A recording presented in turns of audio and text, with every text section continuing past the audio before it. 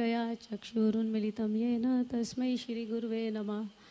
His grace मूर्तिमान प्रभु जी का खूब खूब आभार। उनकी महानता है कि वो हमें मौका दे रहे हैं।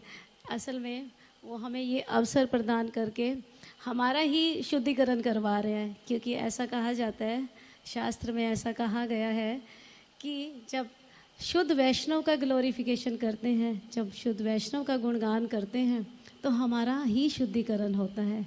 इसीलिए ये उन्होंने अवसर दिया, उनका खूब खूब आभार, खूब खूब धन्यवाद। साथ ही साथ श्री श्री राधा श्याम सुंदर मंदिर के अन्य सभी भक्तों का भी खूब खूब आभार, जिन्होंने इतनी अच्छी सुंदर व्यवस्था की।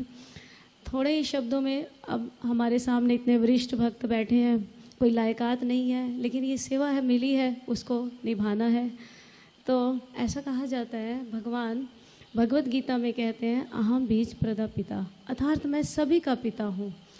और पिता होने के नाते भगवान क्या चाहते हैं कि वो सभी संसार के जितने जीव हैं इस भौतिक कष्टों से निकलकर कहाँ जाएं? अपने शाश्वत घर में जाएं, क्योंकि इस संसार में है क्या? सिर्फ कष्ट ही कष्ट है। तो भगवान इस पिता होने के नाते, जो उन्होंने कहा भगवत गीता में, उस पिता होने के नाते वो कहते हैं, अपना दायित्व निभाते हुए कहते हैं कि जो अपनी व्यवस्था खुद करते हैं। कैसे? कि उन्होंने हमारे लिए वेद शास्त्र सब दिए और साथ ही साथ अपनी भक्ति सिखाने के लिए सच्चे संत को भेजा, सच्चे आचार्य को भेजा, शुद्ध वैष्णव को भेजा। वो हैं हमारे श्रील प्रभुपाद, जिनका गुणगान आप निरंतर 2 दिन से सुन ही रहे हो और बहुत से नेट के माध्यम से भी आप सब सुनते हैं।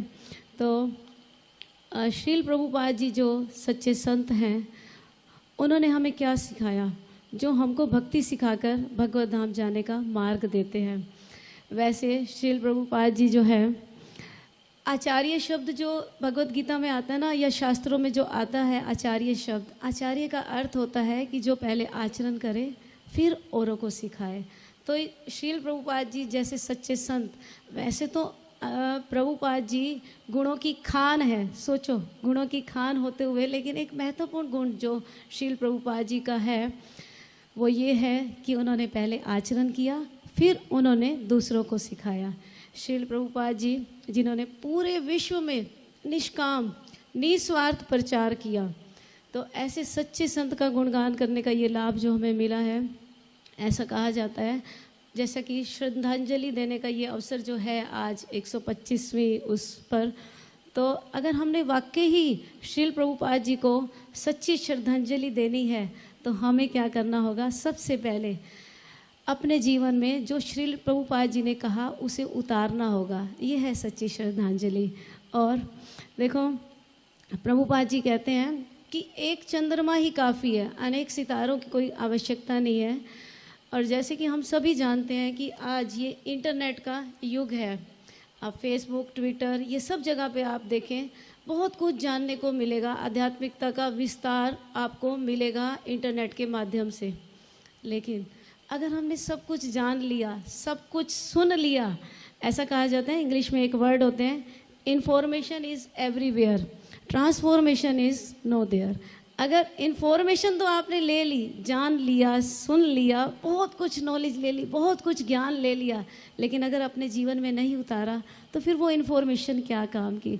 लेकिन श्रील प्रभुपाद जी ने वो कर दिखाया, अपने गुरु की आज्ञा को मानकर वो गए विदेशों में। जैसा कि आप निरंतर सुन ही रहे हो, विदेशों में कितना मुश्किल है प्रचार करना। जब यहाँ छोटा सा हम कुछ प्रचार करते हैं तो इतनी कठिनाई, इतना संघर्ष हमें फेस करना पड़ता है। तो प्रभुपाद जी ने बहुत फेस करके हमारे लिए सुगम मार्ग हमें दे दिया कि हम भी उनके कुछ एक जरा से उनके राई के दाने जितना भी प्रचार हमने कर लिया ना, तो भी हम कुछ सक्षम हो सकते हैं कुछ कार्य करने में। तो ऐसा कहा जाता है कि अगर इन्फॉर्मेशन हमने ले ली और हमने अपने जीवन में बदलाव नहीं आ रहा, तो फिर प्रश्न उठता है ना, क्यों नहीं आ रहा? कि इन्फॉर्मेशन भी है, सब कुछ है हमारे पास, जगह जगह महती मिल रही है, एडवर्टाइजमेंट हो रही है आध्यात्मिकता का, हम सब सुन रहे हैं, लेकिन अगर हमारे जीवन में बदलाव नहीं है, ये क्यों नहीं है? इस पर बताया जाता है कि उसका एक ही कारण है जो प्रभुपाद जी ने बताया, कि हमारे जीवन में प्योरिटी नहीं है। इसीलिए हमें शुद्धता का पालन करना है, जो कि हमें प्रभुपाद जी ने बार बार अपनी शास्त्रों के आधार पर बताया। भगवत गीता, भागवत, जितने भी शास्त्र हैं उसके आधार पर बताया। प्रभुपाद जी ने बहुत अच्छी, हर शब्द प्रभुपाद जी का अच्छा है। प्रभुपाद जी ने एक बात ये कही कि भक्ति is easy but not cheap. भक्ति है आसान लेकिन सस्ती नहीं है। कैसे कहते हैं कि अर्थात ना केवल जानना, ना सुनना होगा भक्ति को, लेकिन उसको अपने जीवन में अप्लाई भी करना होगा। तो इसीलिए जैसा कि हिज ग्रेस मूर्तिमान प्रभु जी और यहाँ पर वरिष्ठ भक्त बैठे हैं जिन्होंने अपने जीवन में उतारा। आप देखो ऐसे एरिया में इन्होंने इतना बड़ा मंदिर, श्री श्री राधा श्याम सुंदर मंदिर किया। तो ये कोई शक्ति, सिर्फ जो भी शक्ति मिलती है ना, श्रील प्रभुपाद जी की कृपा शक्ति है और अन्य कोई भी हमारी शक्ति नहीं है।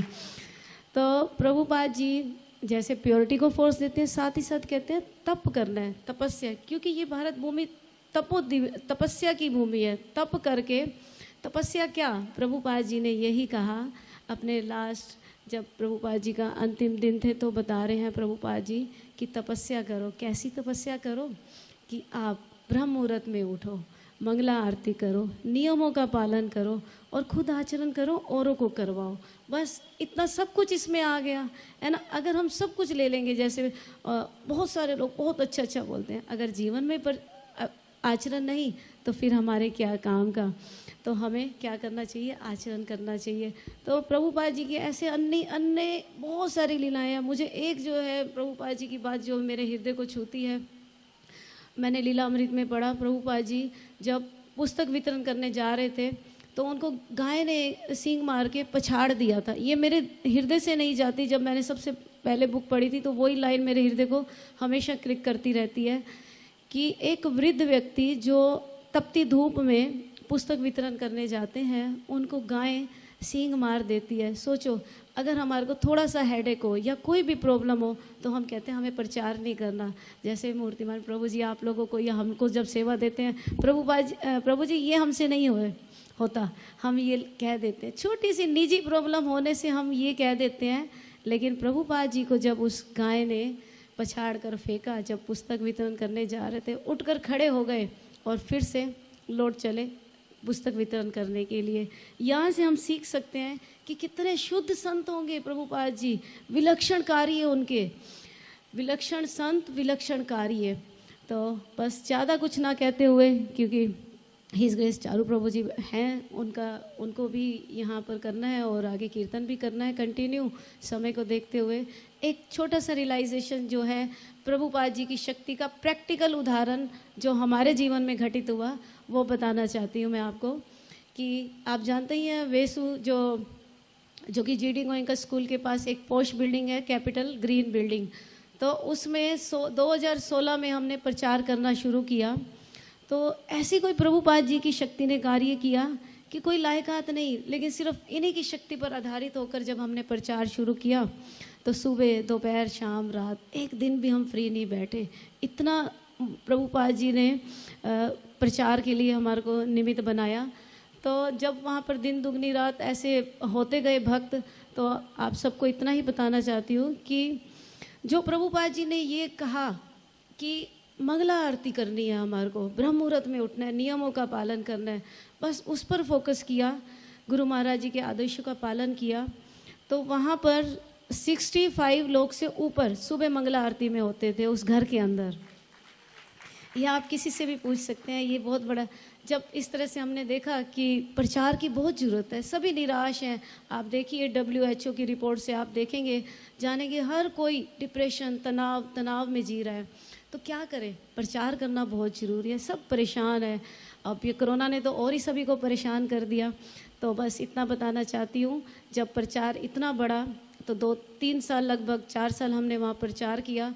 तो एक दिन जो प्रभुपाद जी के शिष्य हैं, हमारे गुरु जिनके बारे में आपको बताया मूर्तिमान प्रभु जी ने, तो उनसे डिस्कस किया कि गुरु जी ऐसे ऐसे हो रहा है, अब भक्त बढ़ते जा रहे हैं, जगह छोटी हो रही है, तो हमें क्या करना चाहिए। तो महाराज जी ने इतना कहा, आपको जगह ले लेनी चाहिए और मंदिर का निर्माण करके उस एरिया में प्रचार बढ़ाना चाहिए, जिससे और लोगों का भी कल्याण हो सके। तो कोई लायकात नहीं, जैसे कि आप देखो किसी के पास कोई लायकात नहीं होती, लेकिन गुरु के वचनों का आचरण किया, सिर्फ सुना समझा। मैंने कहा महाराज जी आप कह रहे हो कि भाई जगह ले लो, हमारे पास तो एक पैसा नहीं है, हम क्या करें? तो महाराज जी ने कहा एक ही शब्द जो ये कहे कि प्रभुपाद जी गए थे, प्रभुपाद जी के पास कितने पैसे थे जब विदेशों में गए? विचार करने की बात है, वो हृदय को ऐसे लग गए कि उसी दिन से हमने कोशिश की और जगह ढूंढी, और जिसका फल हमें मिला सिर्फ प्रभुपाद जी की कृपा से ही वो जगह मिली। उन्हीं ने एक एक पल जैसे सपन में दर्शन दे के खुद निमित्त बन के आकर हमारे को डोनेशन इकट्ठी करवाई, और टाइम स्क्वायर जो कि वेसु एरिया में है वहाँ पर 16,000 स्क्वायर फुट का बड़ा हॉल जहाँ पर प्रचार हो रहा है। तो यही प्रभु जी का मकसद ही यही था कि हम यहाँ आकर बताएं कि कहाँ कहाँ प्रचार हो रहा है, कैसे विस्तार हो रहा है, तो इसीलिए बताना है।